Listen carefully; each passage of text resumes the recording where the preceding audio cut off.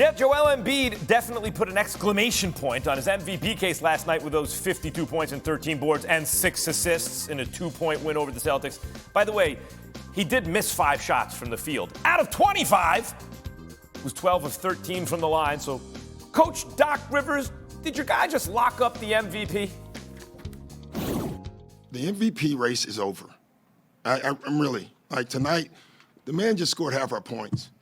And I'm biased, but the MVP race is over. That's probably right, but we got bigger goals. only probably right? Yeah, like I said, that's probably right, but we got bigger goals in mind. Oh, we're full of Tims today. Tim Botemps, and who was in Philly last night, and our sharpshooter, Tim Legler. All right, so it's going to be last names today, Tims. Botemps.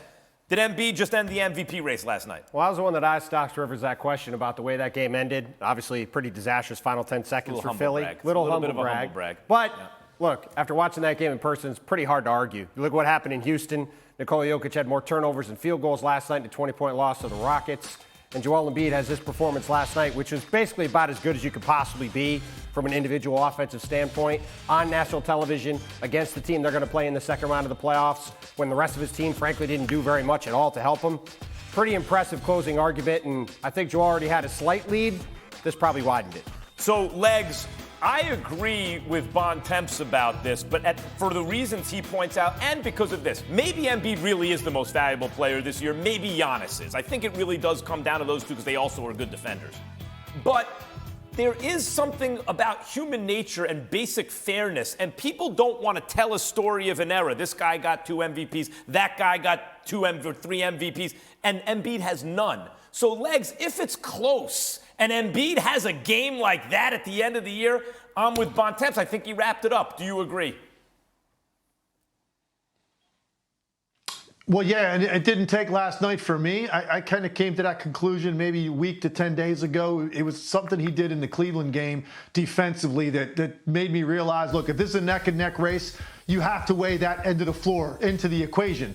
And that, for me, was the difference maker in determining that's the guy I think should get it this year. But then, on top of it, he does what he did last night, which might have been the single most dominant offensive performance I've watched all year. I know guys have put up crazy numbers this year. We've had some outrageous, explosive scoring games. But when you look at what he did to them last night with the efficiency that he did it with and how easy he made that look, that's as dominant as you can possibly be. And it was a big game against their main rival in the Eastern Conference on national TV. This was the game for me that dropped the mic, pound the gavel, however you want to phrase it, that put it over the top. I do think he put it away last night. It looked pretty, too, the footwork. I mean, he was compared to Olajuwon for obvious reasons because they were African and because they picked up basketball late and played soccer. But he did. His footwork looked like, if anything, Olajuwon 2.0 last night. He was unbelievable, and it was against the Celtics. Botemps, what do you think about their chances in the East if they have to match up with the Celtics? Well, that's the funny thing about that game, Max. As good as he looked, and obviously they got a win. They had lost to the Celtics 3 times. They didn't want to get swept by them. To me, you look at that game, and you start adding up a lot of things that you don't feel great about if you're Philly going into a series against the Celtics. Let's start with Tyrese Maxey. Struggled mightily last night, 2 for 8 in the game. He's now 9 for 32 over his last 3 games against Boston. Derek White went crazy offensively at the other end. Really terrible matchup for him. You saw P.J. Tucker hit 3 late threes to win that game for Philly. It's only the second time all year he's hit that many threes in a game. They're going to need him to hit shots. And James Harden played pretty well, had 20 and 10, but still had a little bit of trouble getting to his spots. Didn't look quite like he did earlier in the year. We'll see if that Achilles is going to bother him going forward. So, look, Joel Embiid was incredible last night, but that matchup for Philly has never been great with Boston. You saw a lot of reasons why last night. And Boston can shoot the 3 and they can cover ground and hurry. But let me say this, Legs. James Harden is I've been a big critic of his in the playoffs. However, I will say, they had no business, the Rockets did, hosting a Game 7 against the KD Warriors. And there was because James Harden was on that team, they got close even though the team had a bad shooting night that night, missed every 3. They didn't have Chris Paul. They only lost by single digits. So he can get you close. And Tyrese Maxey is a very, very good young player. Does this come down to James Harden, though? You can take Embiid for granted, and Harden is the guy who has to come through? Yeah, look, ultimately, I think that's why there's less pressure maybe on Embiid than Harden or a guy like Jason Tatum. I think there's more pressure on those guys. For Philly, I think ultimately Embiid's going to do his thing. Like, he's done it now long enough and consistent enough this year, and he's not going in hurt. You know, last year he had that fluke elbow that he caught at the end of the season against Toronto. He's wearing the mask. He had all kinds of issues in that series against Miami. He won't have that going in this year. He's going to do his thing.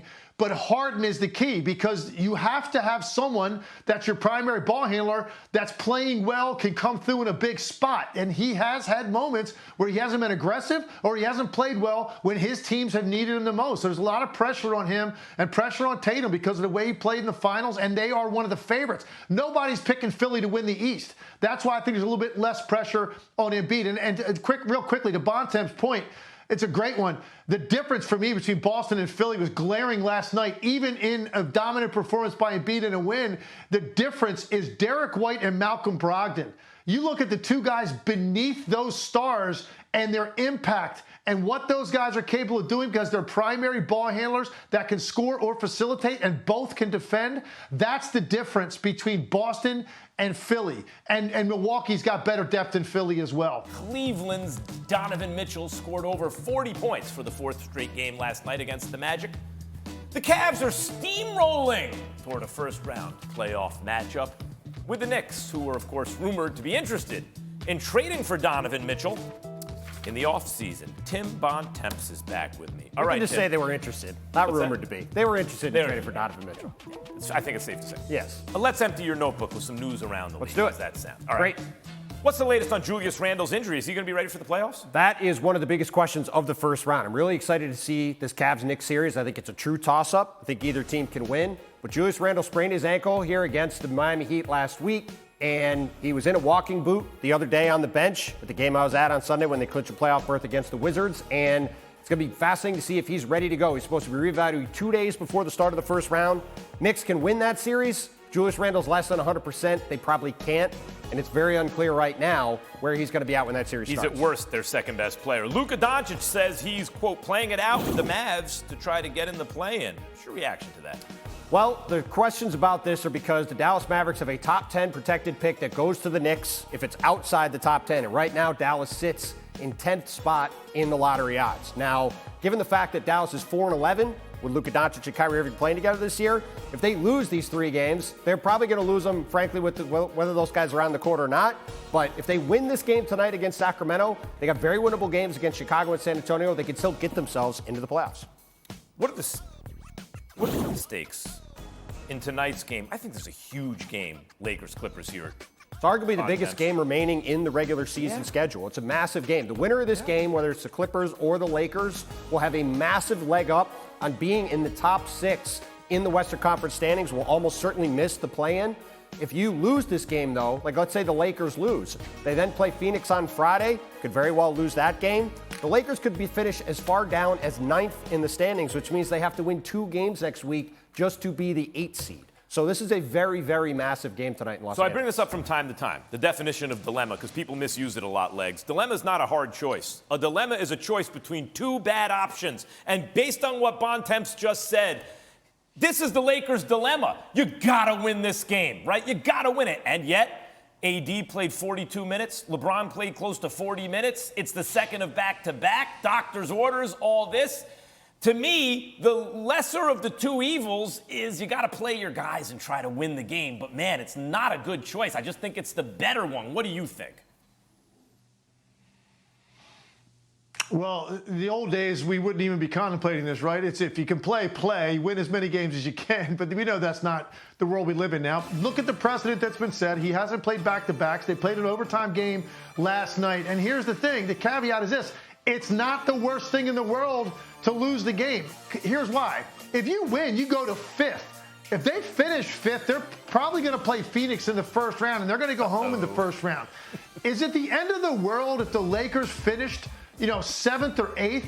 You win a game, you get into this, even if you lose the first one, you get another chance to win a game. So you finish 7th or 8th if you're in the play-in, and you win one game. And now you get either Denver or Memphis. You think Lakers are going to be worried about playing either one of those two teams? I don't think they will be, based on the fact of how well they've played for about a month and a half. They think they can be scary, but you don't want to have to start off the postseason with Phoenix. So all I'm saying is, if AD didn't play last night, no, of course you play to try to win this game. But the fact that you have an out to not play him, knowing that it's not the end of the world for them if they have to come out of the play-in, as long as they're 7 or 8, win a game, get in, play Denver or Memphis. I don't think the Lakers are going to sweat that too much. To me, that's a better scenario than having to play Phoenix right off the bat.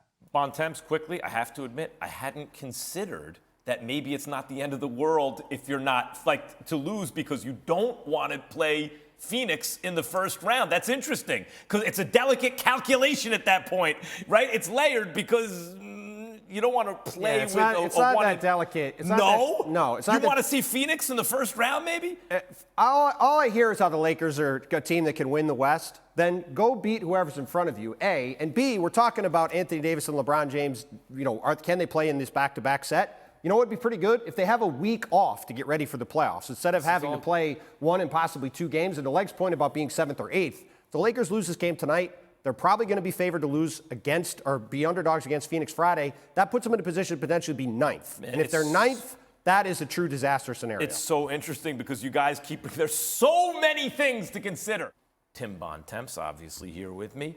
Who should the Suns, Kevin Durant, who's now 7-0 with them and 24 of his last 26 games that he's played in. He's pretty good. He's fairly okay. He's pretty good. Who should he want to avoid?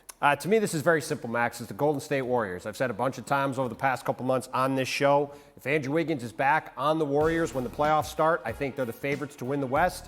You might have noticed this week, Andrew Wiggins came back to the Warriors. I'm with you. They're going to possibly, if they can avoid the play-in, by the way, final 3 games for the Warriors, all on the road. They happen to be 9-29 on the road this season. Can they win out and get into the top 6? But if they can, I like the Warriors to come out of the West. And I certainly, if I'm the Suns, if I'm looking at a Clippers team with no Paul George or a limited Paul George, I'm looking at a Laker team that, yes, they've got Anthony Davis and LeBron James. They don't have a lot else around them. I don't want to play the defending champions if I have a choice of those 3 teams. I'm with you. I would just say that Kevin Durant, I talk about this with some athletes, you know that they might be the goodest who ever did it, right? Like they're Muhammad Ali, when he was in his prime, was the goodest heavyweight ever. But when he was past his prime and he was tested by great fighters like Joe Frazier, we found out he was also the greatest ever. That's what we really want to know about KD. I know he's the goodest player in basketball. He's better than everybody else right now. But we want to know about his greatness, which we don't fully understand from the Warriors' experience because there was no way for them to lose. It was the cheat code. Now it's more of a level playing field, right? The pressure on him in either series, Lakers or Suns, is enormous, Tim. Look, there's a lot Lakers or Warriors. There's a lot of pressure on Kevin Durant. I still maintain there's more pressure on anybody in the league than Nikola Jokic, the 2-time defending MVP. Let's see with his team with no excuses if they can win in the playoffs. Last night they got blown out by the worst team in the league in the Rockets. I want to see I want to see him beat Steph. Thanks for watching ESPN on YouTube. For live streaming sports and premium content, subscribe to ESPN+.